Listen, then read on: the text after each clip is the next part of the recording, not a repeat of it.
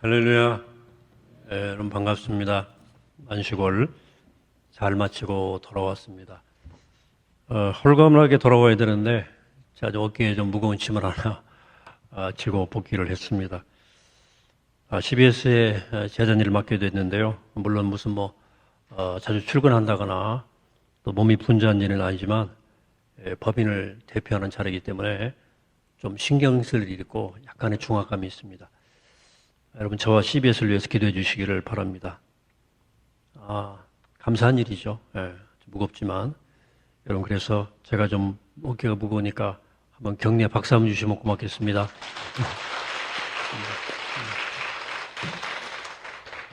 좀 그래요. 어쨌든 할렐루야.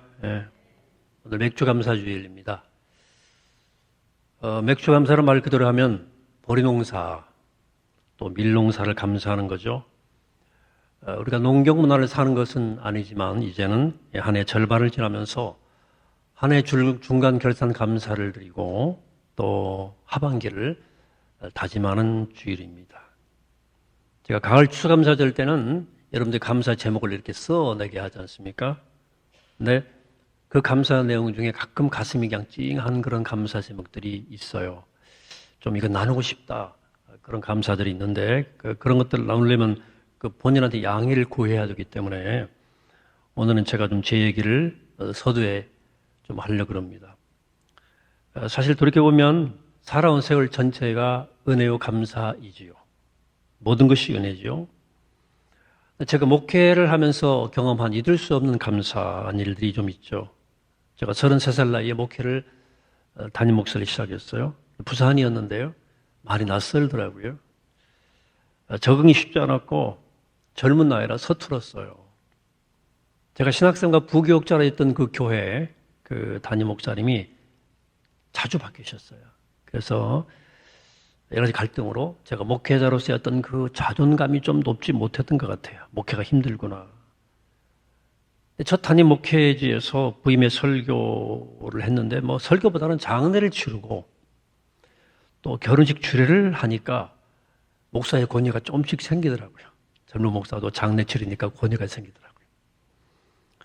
제가 담임 목사로 한 첫 주례가 저하고 동갑이었습니다. 신랑이. 그 다음 주례는 저로 한 살 밑에. 계속 제 또래를 주례를 하는 거예요. 첫 장례가 났는데 80대 권사님이었습니다. 이름도 있지 않죠. 우전미 권사님. 제가 그분 이름을 기억하는 것은 그분과의 기억 때문입니다. 부임이 신방을 했어요. 교우들이 많지 않으니까 한 몇 주니까 끝나더라고요. 근데 그 권사님 때 신방을 하고 나치고 나오는데 권사님이 제 호주머니에다 자꾸 사탕을 막 넣어주시는 거예요. 그리고는 문 밖까지 배웅을 나오시는 겁니다. 들어가시라 그래도 문 앞에서 계속 서서 계속 큰 이게 90도 절 하시는 거예요. 잘 가시라고. 제가 조금 걸어가다가 뒤돌아보니까 저를 보고 계속 절을 하시는 거예요. 들어가시라고. 그래도 계속 제가 골목을 빠져나올 때까지 제 모습이 보이지 않을 때까지 계속 절을 하시는 겁니다. 그때 제 마음이 순간 울컥했어요. 아니 80대 노인이 이렇게 저를 새파랗게 젊은 나에게 깍듯하게 저렇게 예의를 갖추시나? 내가 목사구나. 내가 목사이기 때문이다. 그래 내가 목사지. 목사로 살아갈 사람이지 라고 하는 그 자존감이 확 생겼어요. 너무 감사했습니다. 내 부임 후 첫 장례가 그 권사님이 장례였어요. 자, 장례 때 정말 많이 울었습니다. 아쉬움과 고마움이 뒤섞인 눈물이었습니다. 모두가 아시는 것처럼 저는 20대 전도사 시절에 폐결핵을 앓았습니다. 병원 세세를 치다가 퇴원해 집에 와서 요양을 하고 있는데 80 가까운 권사님 한 분이 저희 집을 찾아오셨어요. 전남 담양서 가져온 토종꿀이래요. 몸에 좋다. 꼭 드시라, 먹으시라 하고 가셨어요. 얼마 후 폐결핵 회복에 개소주가 좋다고 또 개소주를 가지고 오셨어요. 사실 저는 그때 정확히 말하면 교육전도사였어요. 아직 전임이 아니었습니다.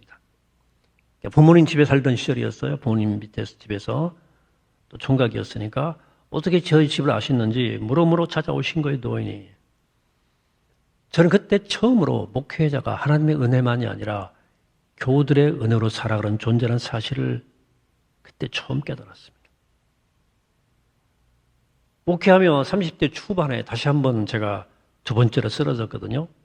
부산에서 거제로 옮겨 목회 옮길 시점이었어요. 이야기는 제가 한번 드린 기억이 나요. 그러나 제 인생의 중요한 은혜에 관련된 포인트이기 때문에 다시 한번 나누고 싶습니다. 알 수 없는 위장병 때문에 몸무게가 10kg 이상이 빠진 거예요. 이게 정상 체중 올라가는 1년, 2년 정도 걸렸어요. 제가 교우들을 돌본 게 아니고 교우들이 저를 돌보신 거예요. 특별히 애강원 김민수 장로님의 사랑이 각별해가지고요. 맨날 밥 먹으러 오라고 그러고 한 번은 애강원으로 좀 시간 여유를 가지고 올라오라는 거예요. 올라가니까 사슴피를 먹자는 거예요. 애강원에서 사슴을 키우는데 한 번씩 뿔을 잘라요. 그때 사슴 뿔에서 피가 나오는데 그해 애강원의 직원 가운데 가장 약한 사람에게 그 피를 나눴어요. 제가 가장 약한 상태이기 때문에 그 해는 제가 지목이 된 거예요. 대상자로. 목사를 올라오셔가라. 요즘은 뭐 사슴피를 마시는 일 좀 주의를 요하죠. 어쨌든 몸에 좋다는, 그러다 몸에 좋다는 사실만 여전히 유효하다 그래요. 그때도 어쨌든 사슴피를 먹는 방식이 좀 있었어요. 그래서 양주에다가 피를 섞는 거예요. 피를 양주를 타서 마시는 거예요. 막 피가 굳지 않도록 하고 뭐 유생적 이유도 있었던 것 같아요. 그러니까 피가 섞인 양주를 한 사발 마신 거예요. 쭉 들이키세요. 그리고는 그리고 한숨 푹 주무세요. 이러는 거예요. 그래서 벌컥벌컥 마셨죠. 아이, 문제는 취기가 장난이 아니에요. 앉아서 빙빙빙 도는 거예요. 그래가지고 이제 누웠죠. 2층에, 병원대 2층에 누워가지고 누우니까 천장이 빙빙빙 도는 거예요. 빙빙 도는 겁니다. 몸이 붕 뜨는 것 같고 취하면 사람들이 알딸딸하다 그러지 않습니까? 네. 정말 알딸딸하더라고요. 기분이 좋은 건지 어떤 건지 막. 그러면서 이게 사람이 센치해지면서 야, 몸이 약한 이 목사를 챙기시는 그 장로님 마음이 너무나 고맙고 감사하고 하는 생각이 들면서 갑자기 빙빙 도는 천장에 파노라마처럼 막 장면들이 펼쳐지는 거예요. 어린 시절을 제가 요로 결석 왔을 때 어머니가 저를 들쳐업고 막 병원으로 막 달리시는 어머니 모습이 엄마의 등에 달린 내 모습이 딱 생각이 나는 거예요. 폐결핵 투병할 때 제 머리맡에서 새벽녘에 머리를 쭈그리고 주무시는 아버지 모습이 싹 떠오르는 거예요. 그리고 제가 살아오며 받은 부모의 은혜, 스승의 은혜, 또 교우들의 사랑, 형제, 자매, 남매, 친구들의 사랑이 소위 주마등처럼 스쳐 지나가는 거예요. 이 천장에 슬라이드처럼 막 지나가는 거예요. 빙빙 도는데 막 지나가는 거예요. 제가 그날 누워서 버뜩 깨달았죠. 그때 제 나이가 딱 40이었어요. 아, 내가 은혜로 살아왔구나. 내 40년 인생은 사랑의 비결이구나. 그러면서 계속 울었어요. 누워가지고 술 취해서 울었습니다. 그리고 다짐했어요, 그날. 이제 이 은혜를, 이 사랑의 빚을 갚으며 살아가야 되겠다. 근데 그날도 하나님의 사랑을 말하고 또 그 부모님의 사랑은, 은혜는 갚을 수 없을 거라는 생각이 들더라고요. 다 못 갚을 거다, 내가 인생을 살면서. 돌아가시고 그러니까. 그래서, 야, 내가 교우들의 사랑만이라도 갚으며 살아가야 되겠다 생각을 했어요. 다짐했죠. 근데 살다 보니까 그것도 오산이더라고요. 빚을 갚기는커녕 살아보니 빚을 더 지게 해주더라고요. 성북교회 제가 20년 목회를 통해서 일일이 다 말할 수 없지만 저 너무나 큰 사랑의 빚을 또 졌습니다. 자, 여러분 도움 없이 어떻게 목회를 하겠고 어떻게 교단의 일을 하고 교계 일을 하겠습니까? 그렇죠? 여러분 정말로 감사합니다. 여러분 모두는 제 인생에 잊을 수 없는 감사의 제목들이에요. 생각해보면 제 인생을 통해서 제게 은혜를 베푸셨던 그 분들이 저에게 전해주신 그 은혜와 사랑은 사실은 저를 위해 베푸시는 하나님의 은혜의 손길이었습니다. 하나님은 언제나 힘들 때마다 저를 찾아오셨고 저를 붙들어 주셨고 또 저를 기다려 주셨어요. 뚜벅뚜벅 걸어올 수 있도록. 제게 은혜를 베푸셨던 분들은 그 모습 그대로가 그 모든 하나님의 은혜와 감사의 통로였다는 사실을 깨닫게 되는 거예요. 그래서 저는 이렇게 오늘 말씀드리고 싶네요. 감사란 사람이란 통로를 통해서 은혜를 베푸시는 하나님의 터치에 대한 깨달음이다. 여러분, 감사는 누군가 때문에 일어나는 거 아닙니까? 누군가 때문에 고마운 거죠. 물론 그분에게 감사해야 하지만 그분을 하나님께서 하나님의 은혜의 통로로 삼으신 거고 하나님이 그분을 사용하셔서 제게 은혜를 베풀어 주신 거예요. 그래서 감사는 우리 인생에 일어난 하나님의 터치에 대한 깨달음이에요. 근데 그게 사람을 통해서 오는 거예요. 우리가 감사를 경험할 때 그래서 우리 안에 세 가지의 중요한 현상이 일어나는 것을 우리가 알 수 있습니다. 첫 번째는 내가 참 가치 있는 존재라는 사실입니다. 제가 아까 목사의 자존감이 높아졌던 것처럼 이 세상 끝없이 경쟁하며 치열하게 살아가는 까닭에 우리에게는 그러면서 세상에 도대체 너 왜 그러냐? 넌 왜 이렇게 부족하냐? 넌 실력이 없는 것 같아. 불성실하다 너. 왜 너 남들보다 못하냐? 성격이 좀 이상하네 너 왜 이것밖에 안 돼? 음성이 끝없이 우리에게 우리 세상에 들려와요. 내 마음속에 들려와요. 그래서 우리가 가만히 있거나 잠자리에 들 때쯤 되면 자괴감이 와요. 왜 나는 이렇게 부족한가? 왜 나는 이렇게 가치가 없는 존재일까 하는 마음이 들죠. 그래 늘 뭔가 위축돼 있어요. 감사를 경험할 때 하나님은 우리에게 아니야.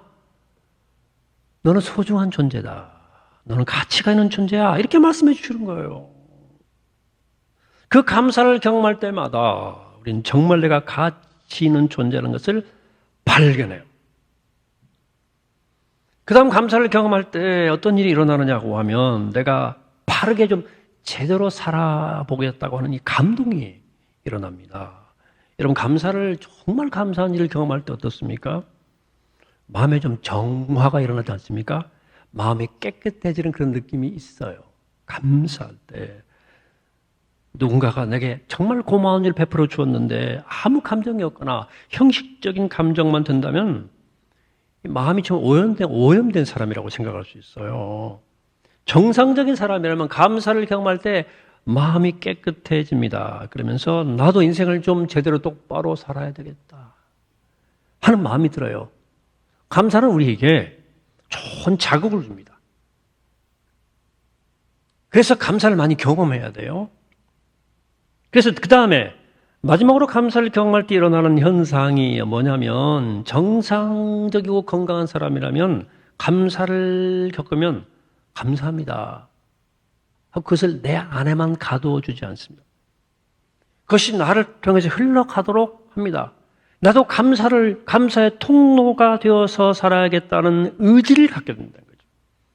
감사를 경험한 사람이라면 어떤 의지가 생겨요. 어떤 의지가 반드시 내가 진정으로 감사한다면 우리 안에 그런 자극이 일어나고 도전이 생겨요. 나도 그렇게 저 사람처럼 감사를 나누는 사람으로 살아가야 되겠다. 나도 저렇게 살고 저렇게 베풀며 살아가야지. 나도 감사의 통로가 돼야지 하는 생각이 든다 그 말이에요.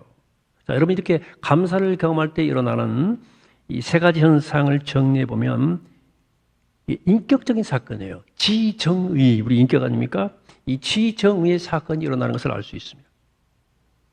우선은 내가 가치 있는 존재라고 하는 것에 대한 깨달음이 생겨요. 인식이 생겨요. 감사하게 되면. 그리고 바르게 살고 싶다는 마음의 정화, 마음의 움직임이 생겨요. 울림이 생겨요. 그리고 감사의 통로로 살아가겠다는 의지가 작동됩니다. 인격적 변화가 생기는 거예요. 이 세 가지 변화, 지정의의 변화가 일어나야 이게 사람이 진정으로 돌이키고 회개하는 거거든요. 결국은 우리가 인생을 살면서 경험하는 감사의 사건들은 우리를 새롭게 하시려고 하는 하나님의 은혜 수단임을 알 수가 있습니다.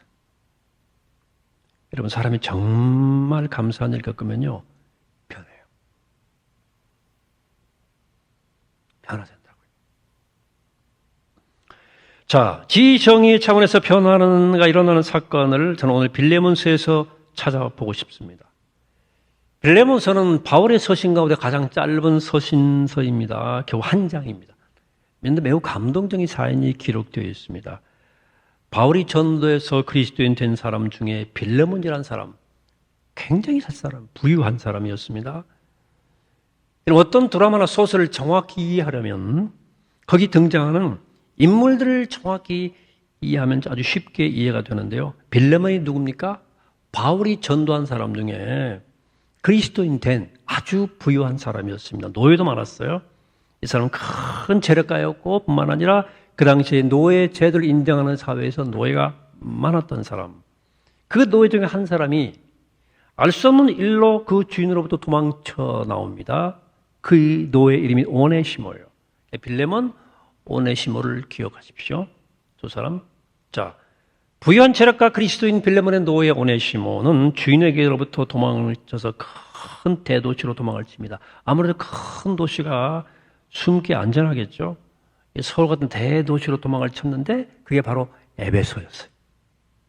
그 도시에 바울이 옥에 갇혀 있었습니다. 바울은 굉장히 그 당시에 유명한 사람이었어요. 그래서 그의 제자들이 여기저기 많이 살고 있었는데 이 오네시모가 거기 갔다가 바울의 제자들에게 전도를 받아요. 감동을 너무 받아서 바울을 만나러 가기까지 합니다. 아마 그렇게 엄격한 감옥이 아니었던지 어떤 사람을 만날 수 있었던 것 같아요. 바울을 만나서 진짜 제대로 회개하고 감동 감화를 받게 됩니다. 그리스도인 된 거죠. 그런데 바울이 오네시모를 곁에 두고 여러 가지 심부름도 시키고 도움을 많이 받는데 자초지종을 듣고 보니까 오네시모가 자기가 전도해서 그리스도인 된 빌레몬의 종이라는 사실을 알게 된 거예요. 그런데 도망쳐 나와 자기를 찾아오게 되었는데 모른 체 할 수가 없는 거예요. 그래서 바울은 이 오네시모를 잘 설득해서 주인인 빌레몬에게 돌려보내기로 하고 편지 한 통을 씁니다. 그 편지가 바로 빌레몬서예요. 그래서 빌레몬서는 이 오네시모라고 하는 그 노예로 하여금 자기 주인에게로 돌아가도록 권유하고 이 오네시모의 손에 들려주어서 빌레몬에게 쓴 편지가 빌레몬서예요. 자, 그래도 주인으로부터 도망쳐 왔는데 다시 돌려보내는 게 좀 그렇지 않냐라고 하는 그 느낌이 있는데 그러나 편지의 내용을 읽어보시면 우리의 생각이 달라질 거예요. 바울은 이 편지를 지극정성스러운 마음으로 씁니다. 마음으로 써요. 오늘 편지의 내용을 보시면 빌레몬은 바울의 영적인 리더십 아래에 살았던 작은 지역의 지도자이기 때문에 바울은 빌레몬에게 어떤 영적 권위를 가지고 명령할 수 있는 그런 관계입니다. 8절과 9절을 보니까 이렇게 되어 있어요. 이러므로 내가 그리스도 안에서 아주 담대하게 네게 마땅한 일로 명령할 수 있으나 도리어 사랑으로서 간구한다. 그러면서 바울은 자초지종을 쭉 설명한 다음에 12절에 이렇게 말합니다. 내게 그를 돌려보내노니 그는 내 신복이라. 신복이란 말은 내 마음이라는 거예요. 내 마음을 받아달라는 거예요. 14절. 다만 네 승낙이 없이는 내가 아무것도 하길 원하지 아니하노니 이는 너의 선한 일이 억지같이 되지 아니하고 자의로 되게 하려 함이라. 아주 정중한 간절한 표현 아니겠습니까? 16절입니다. 이후로는 종과 같이 대하지 아니하고 종 이상으로 곧 사랑받는 형제로 둘 자라. 파격적인 일입니다. 노예인데 이제 형제로 대해달라는 거예요. 이 초대교회의 기독교 신앙이라는 것이 이렇게 파격적입니다. 신분을 초월하는 거죠. 그 다음 절을 더 점입가경입니다. 17절. 그러므로 네가 나를 동역자로 알진대 그를 영접하기를 내게 하듯 하고 그가 만일 네게 불의를 하였거나 네게 빚진 것이 있으면 그것을 내 앞으로 계산하라. 이 굉장한 사람이 어떻게 이렇게까지 할까요? 19절이 더 재밌는 표현이 나와요. 내가 갚으려니와 내가 이 외에 내 자신이 내게 빚진 것은 내가 말하지 아니하노라 그랬어요. 무슨 말입니까? 오늘 네가 너 된 것이 그대 된 것이 나에게 빚진 것이라는 사실을 굳이 말하지 않겠다라고 굳이 말하는 거예요. 네. 왜 그래요? 빌레몬은 바울에게 빚진 자예요. 그걸 강조하는 까닭은 좀 선체해달라는 거 말하는 거죠. 마지막 20절에 이렇게 얘기합니다. 오 형제여, 나로 주 안에서 너로 말미암아 기쁨을 얻게 하고 내 마음이 그리스도 안에서 평안하게 하라. 감옥 갇혀있는 자신의 처지를 빌레몬에게 호소하는 거예요. 이 오네시모를 네가 잘 받아주면 내가 참 마음이 편안하고 기쁘겠다. 이렇게 말하는 거예요. 바울의 따뜻하고 성실한 인간됨이 그대로 드러나는 장면이 아닐 수 없습니다.